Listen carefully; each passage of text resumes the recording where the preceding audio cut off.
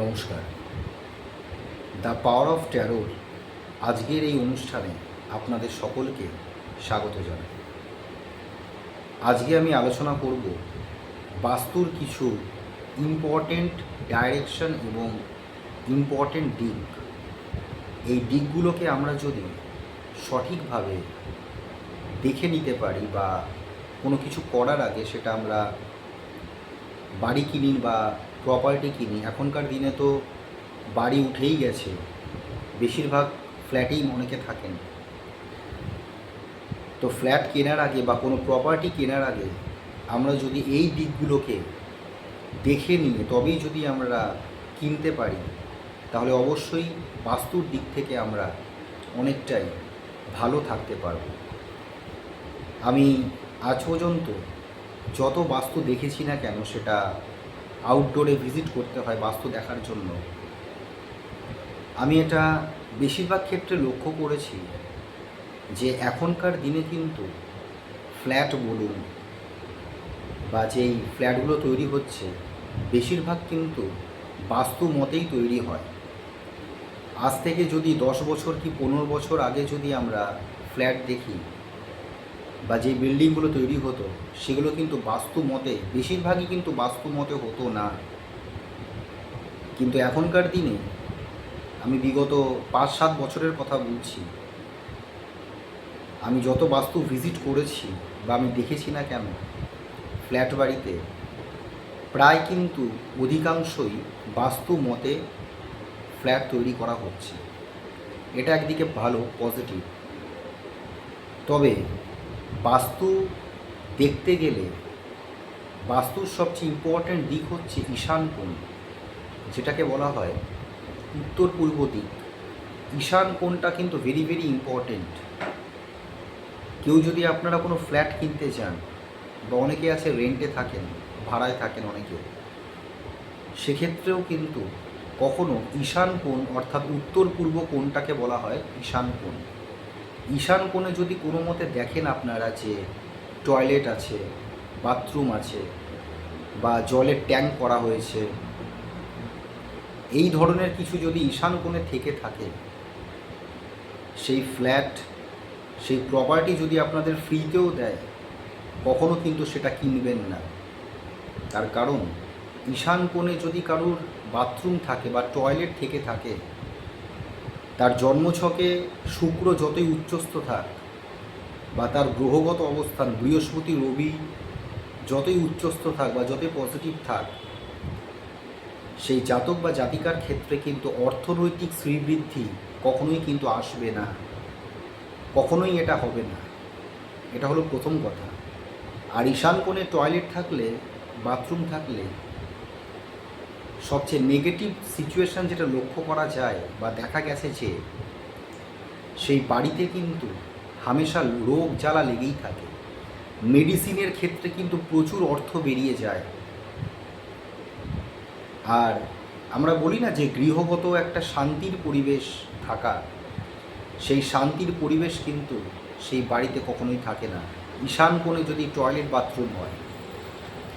এটা হলো প্রথম দিক দেখার বাস্তু। উত্তর পূর্ব কোণটা ভেরি ভেরি ইম্পর্ট্যান্ট। আমি আবার অনেকের ফ্ল্যাট ভিজিট করতে গিয়ে দেখেছি যে উত্তর পূর্ব কোণে বাথরুম নেই, কিন্তু বাথরুমটা চলে গেছে পূর্ব দিকে। এটাও কিন্তু খুব নেগেটিভ একটা সাইন বাস্তু মতে। পূর্ব দিকে বাথরুম হলে দেখবেন কি হয়, সেই বাড়ির যিনি আর্নিং মেম্বার, খুব ভালো হয়তো রোজগার করছে, খুব ভালো মতন তাদের লাইফ চলছে, হঠাৎ করে এমন ডাউনফল হবে, সে আর কিন্তু উঠে দাঁড়াতে পারবে না।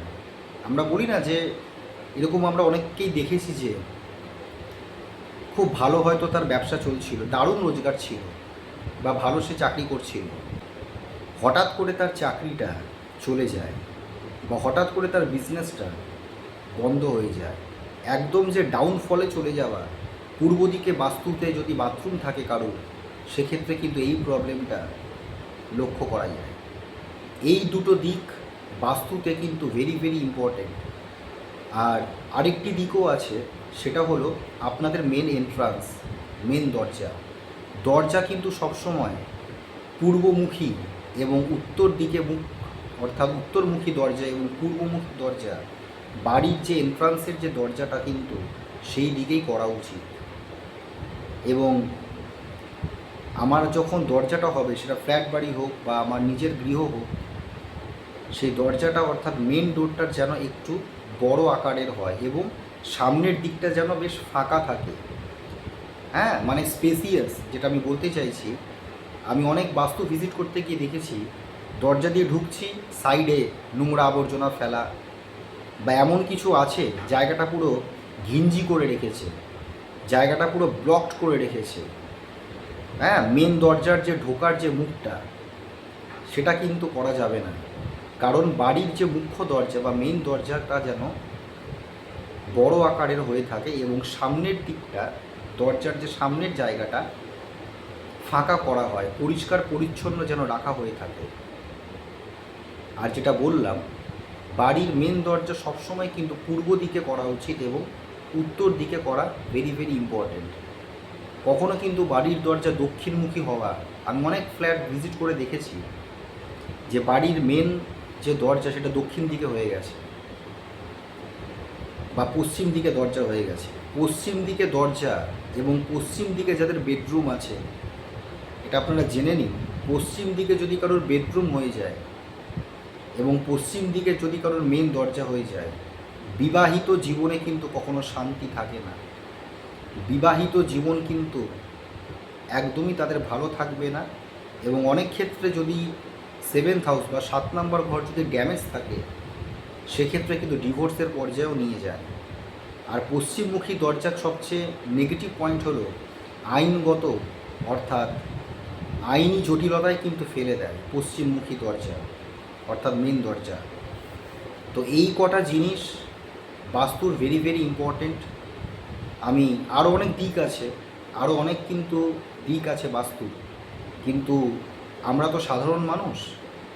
কোনো ফ্ল্যাট যখন আমরা কিনতে যাচ্ছি বা দেখতে যাচ্ছি, এই কটা জিনিস কিন্তু অবশ্যই দেখবেন। একটা হলো উত্তর পূর্ব দিকে যেন বাথরুম না হয় বা পূর্ব দিকে যেন বাথরুম না চলে যায়, বা জলের ট্যাঙ্ক, হ্যাঁ, সেপটিক ট্যাঙ্ক যেন না যায়। আর যেটা বললাম, বাড়ির বা ফ্ল্যাটের যে মেন এন্ট্রান্স যেন পশ্চিমমুখী বা দক্ষিণমুখী যেন না হয়।